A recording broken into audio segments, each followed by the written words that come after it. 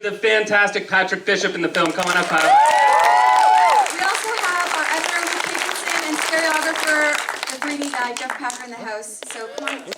Yeah, come on up. We have a bunch of other cast and crew in the house, so please give a big, big round of applause for all those people. Stand up! Thank you!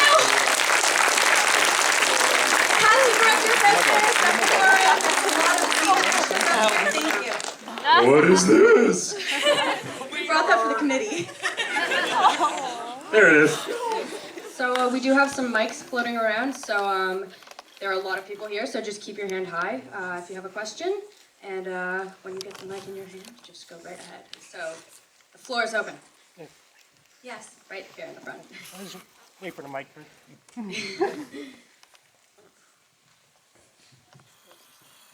That's all.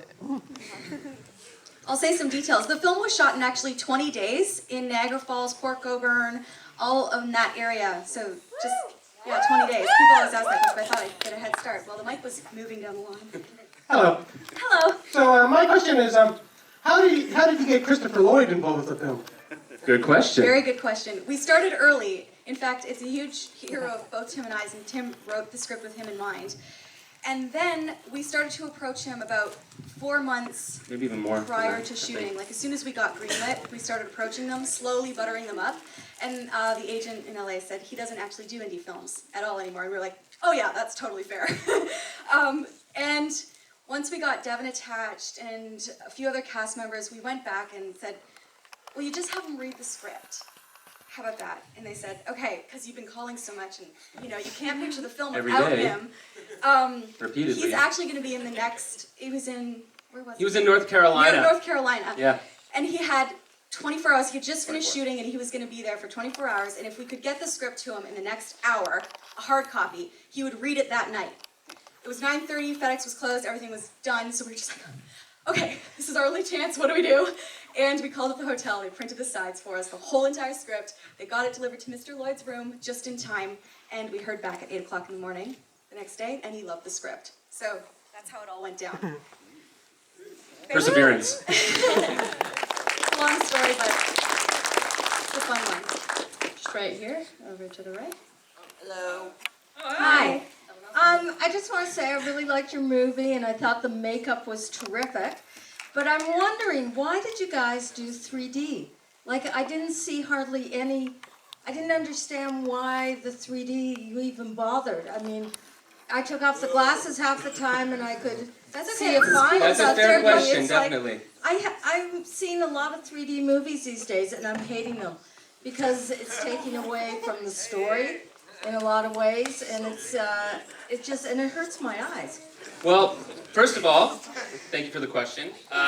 We decided to do 3D actually in the early stages because it had never been done before in Canada, and we had a lot of fantastic 3D talent in Canada that wanted to make a 3D film, but they were only working for the studio system in the United States. And then we also were really excited about trying on a new style of 3D, which was a more immersive style of 3D, where it isn't necessarily always popping out at the screen, which is sort of what's been done in the past, but it was more something where you could look inside the frame and investigate it, and sort of let your eyes wander through it. And that's why there's a lot of oneers, and there's a lot of steady cam shots and that sort of thing, a lot of steady frames that just slowly move around.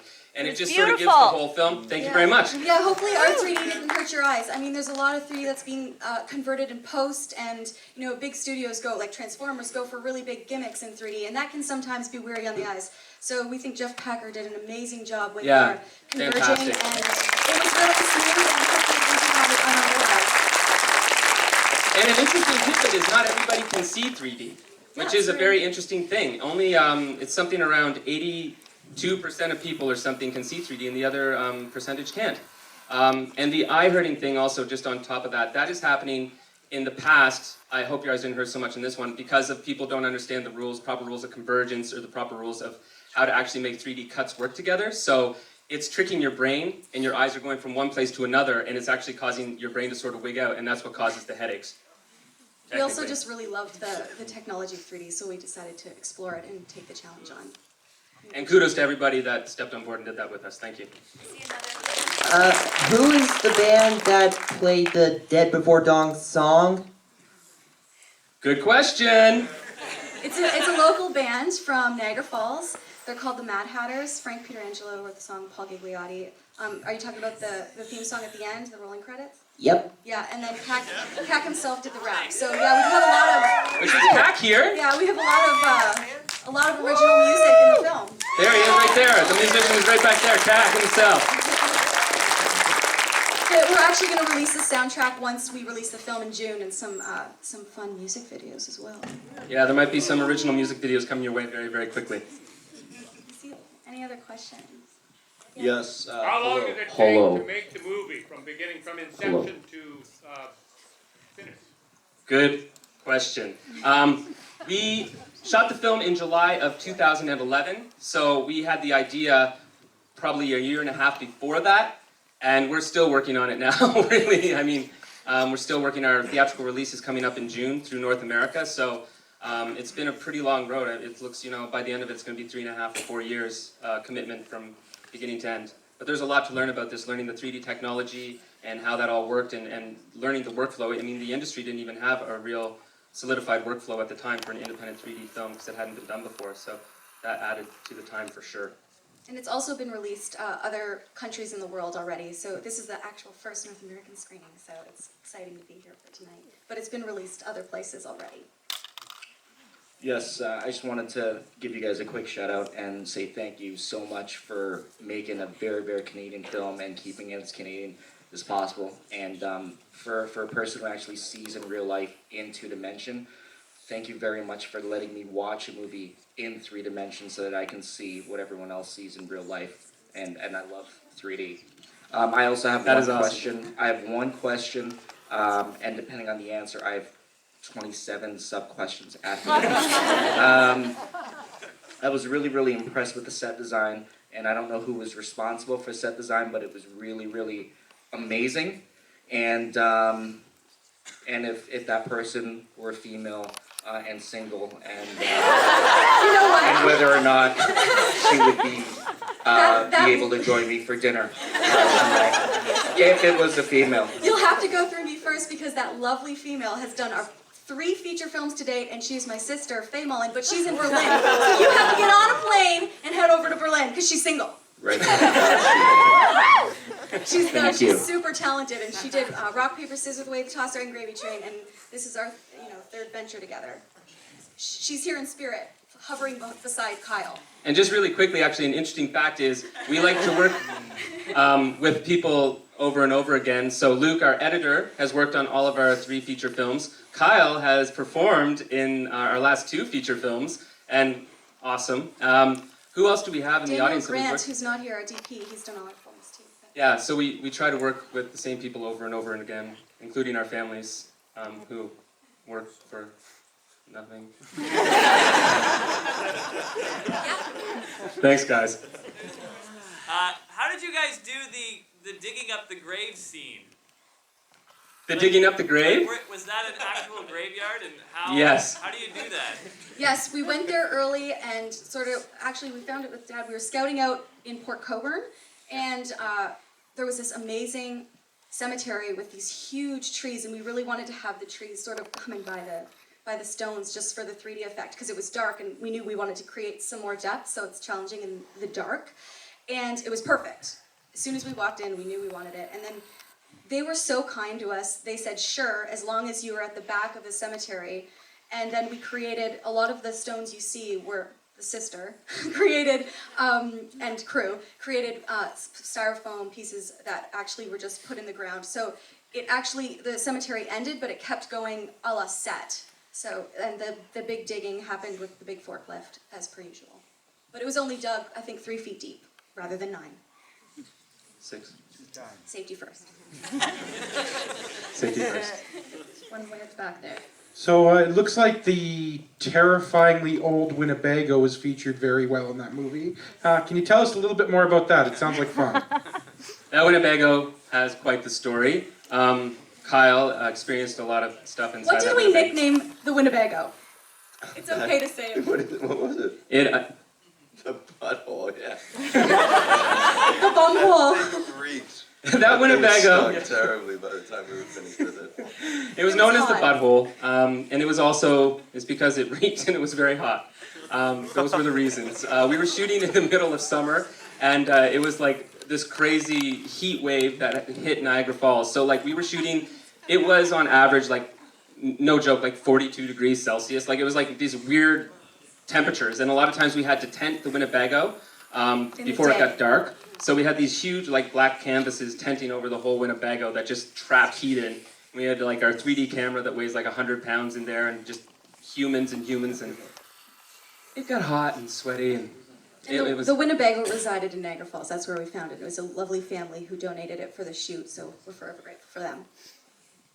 And it got a lot of interesting looks when we'd be driving it from location, covered in blood. Do you see this Winnebago driving down the highway with like all this blood on it? It's like creaking down the road. Sometimes it like falls it started, off the sometimes side. it didn't.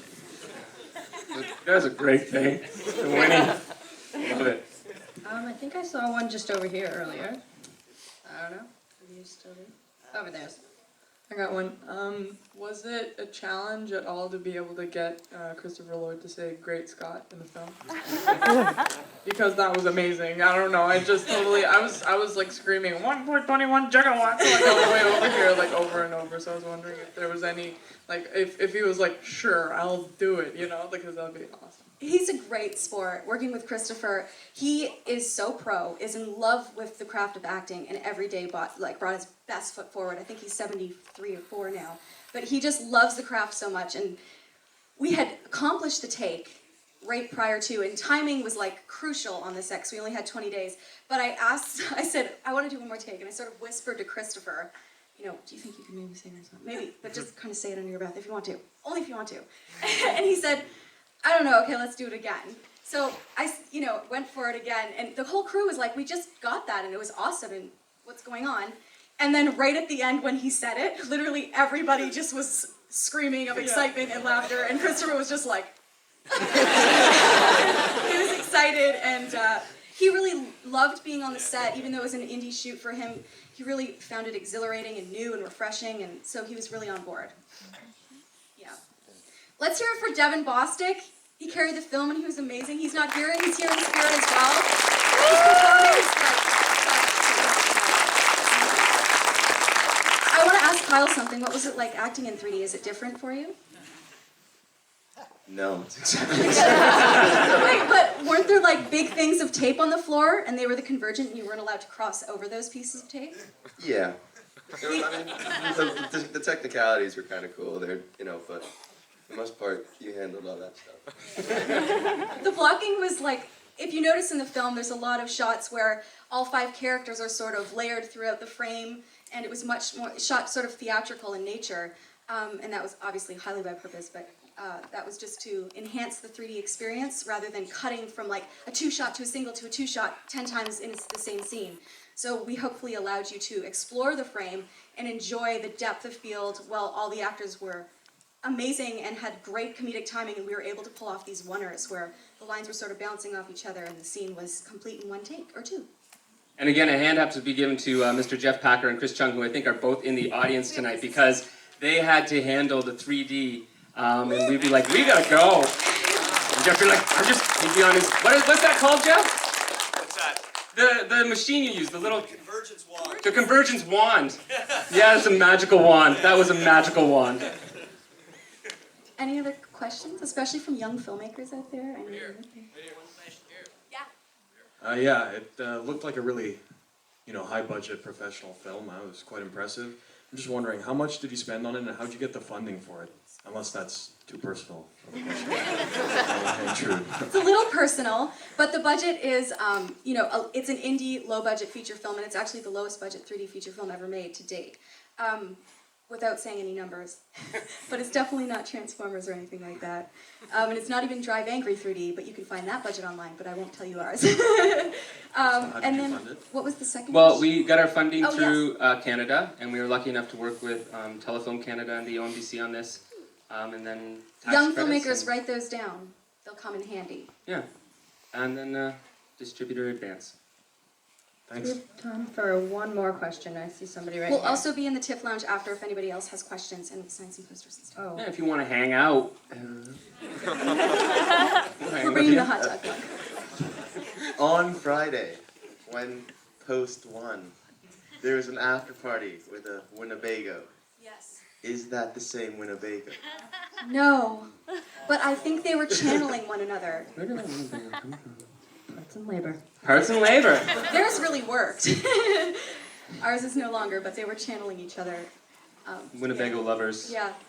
in a dangerous time. Any other ones? It was kind of short. Another question? Yeah? Right here. Yeah. Yep. Yeah, you. Okay, how did you come up with the idea for the Zemons, and was the French kiss thing a joke? We came up with the idea for the Zemons because, we first decided we wanted to shoot in 3D. We knew we wanted to have comedic elements, but we decided we really wanted to shoot a genre film, horror. And we said, well, let's try, maybe we could go zombies. But we said, zombies have been done a lot. Why don't we do a fresh spin on that? We want to, give the film an entertaining sort of edge to it. And so that's sort of where the Zemon idea was born, especially because it was these like silly college students that were coming up with this whole curse. We're like, how ridiculous could they make that? So it sort of grew from there. And then the whole seduction thing and the French kissing, that was very serious. That was very serious on set. I took it very seriously. Probably more seriously than I should have, if you want to know the truth. Definitely meant for fun. Definitely meant for fun. Well, unfortunately, that's all the time we have, but another round of applause for these guys. Thank you so much, everybody, for coming. We'll be out there. Thank you so much.